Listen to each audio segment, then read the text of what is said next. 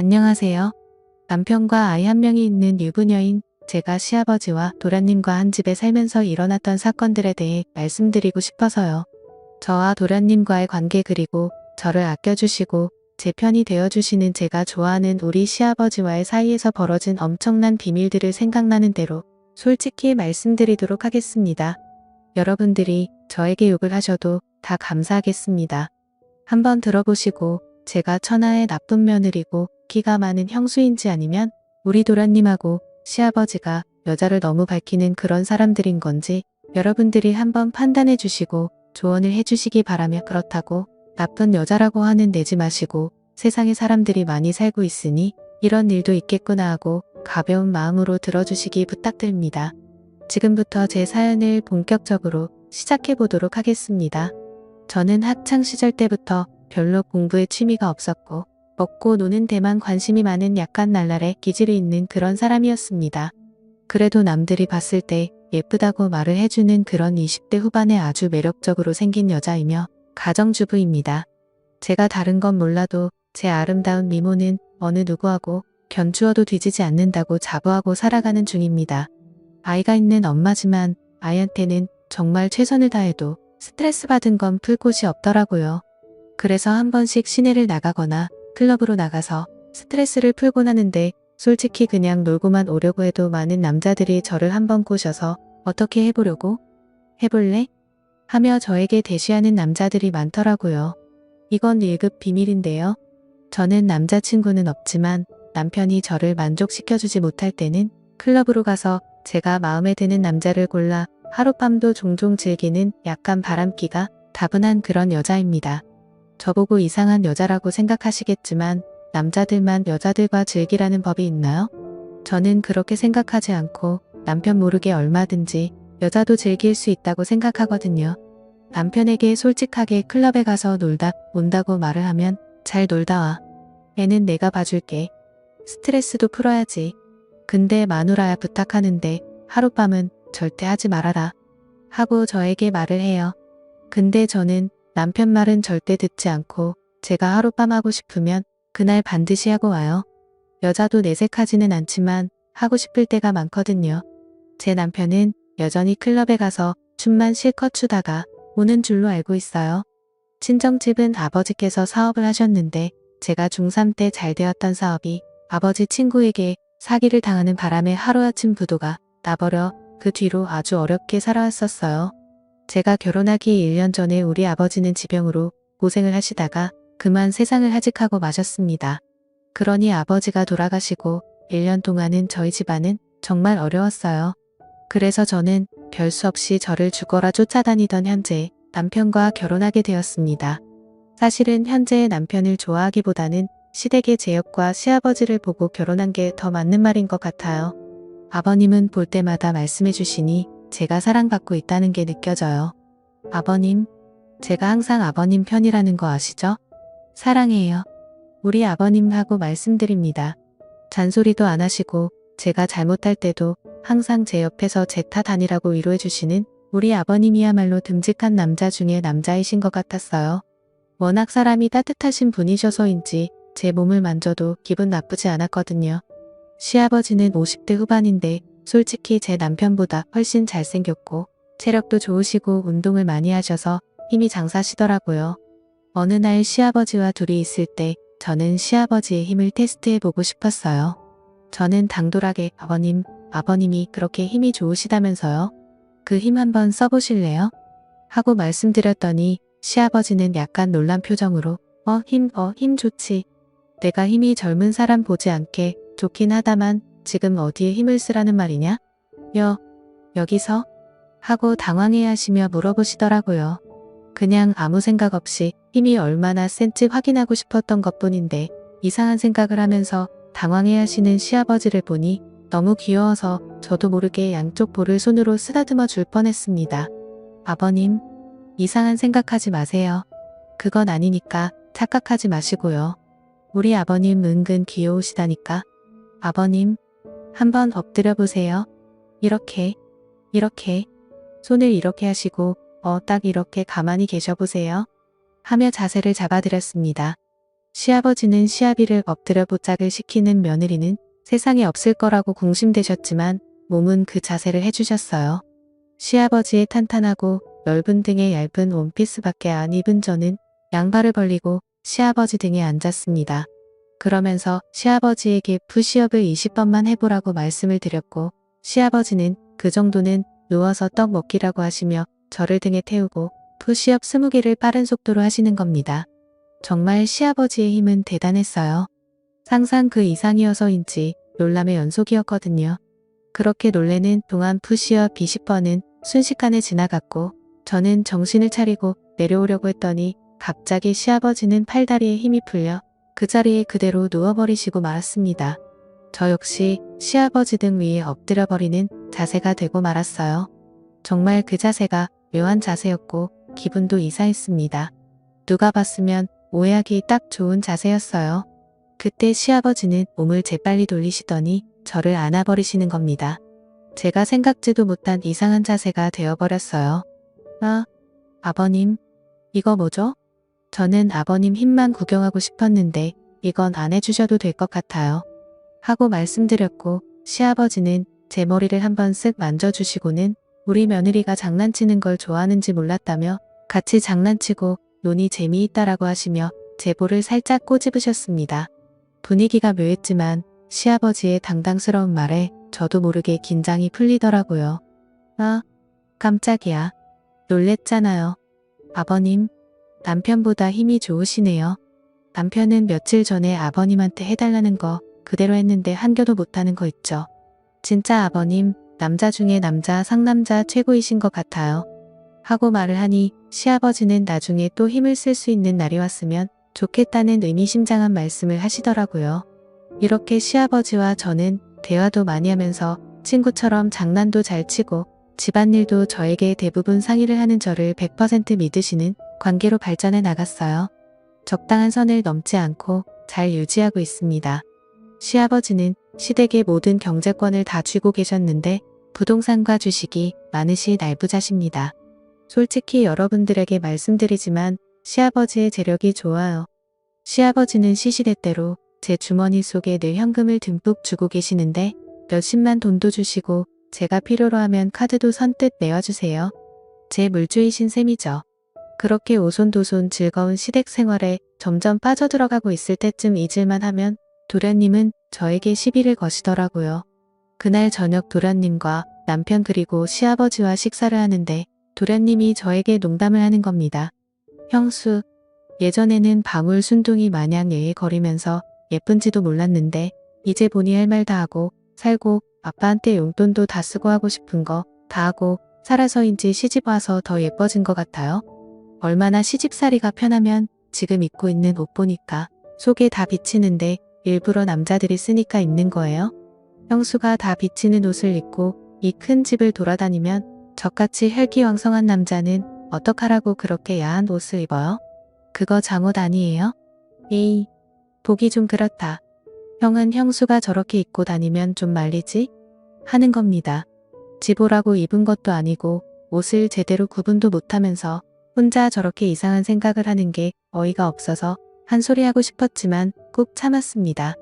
도련님도 참 먼 눈에는 뭐만 보인다고 계속 방에 틀어박혀서 이상한 것만 보니까 제 옷도 이상하게 보이는 거 아니에요? 한 번씩 도련님 방 지나가면 여자들이 막욕하는 소리 들긴 한데 도련님 취향 동네 방네 다 소문나게 생겼어요. 그리고 이거 잠옷같이 생긴 원피스고 이게 다 비치는 정도면 전 집에서 두꺼운 후드티라도 입고 다녀야겠어요. 하고 반격했습니다. 도련님은 저에게 또 시비 걸려고 준비하고 있길래 시아버지는 내가 내 형수 옷을 사줘본 적도 없으면서 보기 이상하면 안 보면 되는 거지. 내 형수 옷 입는 거 가지고 시비 걸지 말고 밥이나 조용히 먹으라 하시며 도련님에게 야단을 치셨어요. 도련님은 저게 어딜 봐서 보기 좋은 옷이냐며 아빠가 그렇게 형수를 감싸고 도니까 형수가 이상한 옷 입는 거 아니냐며 갑자기 남편에게 아빠가 형수 보는 눈빛이 이상하던데 형도 느끼지 않았냐며 이상한 소리를 하더라고요. 그 말을 들은 제가 다 부끄러웠어요. 다행히 남편은 시아버지께서 제가 이쁘니까 보는 거지 다른 감정 없다면서 조용히 밥이나 먹으라고 도련님에게 한 소리를 하더라고요. 도련님은 어쩔 때는 제 옆에 와서 은근히 잘해주다가 갑자기 자기 혼자 기분 나쁘면 저렇게 시비를 걸고 하는데 무슨 놀부심인지 알다가도 모를 정도예요.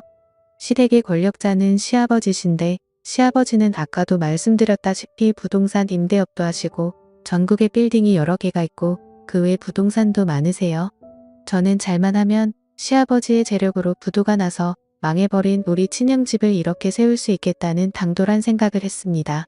죽었다 깨어나도 제 남편을 통해서는 할 수가 없는 일일 것 같았어요. 시아버지께서 50대라 아직 젊으셔서 90까지 사신다면 30년 이상은 같이 있어야 남편이 상속을 받는데 그때까지 가면 우리 엄마도 세상을 떠나실 것 같다는 생각이 들더라고요. 다 떠나버리면 돈이 무슨 소용이 있겠어요. 남편은 시아버지의 말이라면 꼼짝 못합니다. 시아버지께서 불구덩이라도 들어가라면 들어갈 그런 사람이거든요. 시아버지 시동생보다 체격도 작았고 체력도 터무니없이 약한 남자예요. 저는 한창 나이다 보니 그것을 무척 좋아하는데 남편은 밤마다 개업하는 곳 앞에 있는 풍선 마냥 비실비실 거리니 늘 불만이 많았습니다. 분위기를 잡아봐도 피곤하다고 말하기 일쑤였고 만약 겨우 잠자는데 성공하면 몇 분 하다가 힘들다고 픽 쓰러지더라고요. 전 토끼랑 결혼한 줄 알았습니다. 그의 반면에 시아버지와 시동생은 힘이 넘쳐나다 못해 주체가 안 되는 것 같았어요. 시아버지는 그때까지도 젊은 여자와 연애를 하셨고 항상 시아버지 주변에는 여자가 많은 것 같았어요. 시동생 역시 혼합형이었고 성격도 좋고 완벽한 남자였습니다. 시아버지와 같이 회사에서 일하고 있었고 부사장이라서인지 늘 어깨에 힘이 빡 들어가 있었어요. 저는 시아버지로부터 빌딩을 받아 빌딩주가 되는 게 제 목표입니다. 어느 날 사랑채에서 시아버지께서 술 한잔하자고 말씀을 하셨고 저는 이 기회를 잡아야겠다는 생각으로 시아버지와 단둘이 술자리를 갖게 되었습니다. 저는 시아버지가 좋아하는 그 잠옷 같은 원피스 차림으로 술을 마시게 되었고 그때 그 큰 집에는 아무도 없었습니다. 남편이 아들을 데리고 남동생이랑 같이 남자들만의 우정을 쌓고 오겠다며 나갔거든요. 그런 우정은 안 싸워도 되니 우리의 사랑을 쌓아보자고 말을 했더니 그건 언제든지 할 수 있다며 얼버무리고 빛의 속도로 나가버리더군요. 그때 저는 제 인생에서 자식은 아들 하나로 결정나버린 게 눈에 보였습니다. 시아버지는 저에게 이 큰 집 살림을 다 맡아서 사느라 우리 며느리가 고생이 많다면서 오늘 코가 삐뚤어지게 마셔보자고 하더라고요. 그러면서 저번에 내가 내 등에 탔을 때 정말 기분이 묘했다고 하시며 갑자기 손을 잡으시는 겁니다. 그렇게 저희들은 이런저런 이야기를 나누었고 시아버지는 술에 취해가니 뭐 필요한 거 있냐고 물어보시길래 당돌하게 필요한 거 있다고 말씀드렸어요. 시아버지는 진작 말하지 그랬냐고 하시며 본인에게는 가을날에 떨어지는 낙엽처럼 돈이 많다고 하시며 내가 원하는 대로 다 해주겠다고 하셨고 들어주는 대신 요구 조건을 말씀해 주시더라고요. 솔직히 시아버지의 요구 조건은 별거 아니었습니다. 자기가 필요로 할 때 친구로서 옆에만 있어 달라는 거였어요. 그러면서 돈이 얼마나 필요하냐고 여쭤보셨고 저는 시아버지 귀에 대고 원이에요. 아버님 너무 많죠? 너무 많다고 생각이 드실 수도 있지만 제가 부탁할 수 있는 사람이 남편도 아니고 아버님밖에 없는걸요. 제가 아버님 친구로서 항상 옆에 있을 테니 이 부탁 들어주셨으면 좋겠어요. 아버님, 들어주실 거죠? 하고 말씀드리니 걱정 말라고 하시며 사랑채 금고에서 수표로 제가 말씀드린 금액을 내어주시는 겁니다. 저는 감사하다고 시아버지 볼에 뽀뽀를 했더니 시아버지 역시 저를 안아주셨고 저와 시아버지는 그렇게 사랑채에서 사고를 치고야 말았습니다. 그 순간 저는 시아버지의 여자가 되어가고 있는 것을 느낄 수 있었어요. 저는 술이 취한 김에 시아버지에게 요구를 더 해버리고 말았습니다. 저에게 그 많은 빌딩 중에 하나만 달라고 하며 건물주가 되고 싶다고 말을 하니 그렇지 않아도 저와 우리 아들 앞으로 준비해놨다고 말씀을 해주시는 겁니다. 깜짝 놀랐어요. 그렇게까지 저를 생각하고 계실 줄은 몰랐거든요.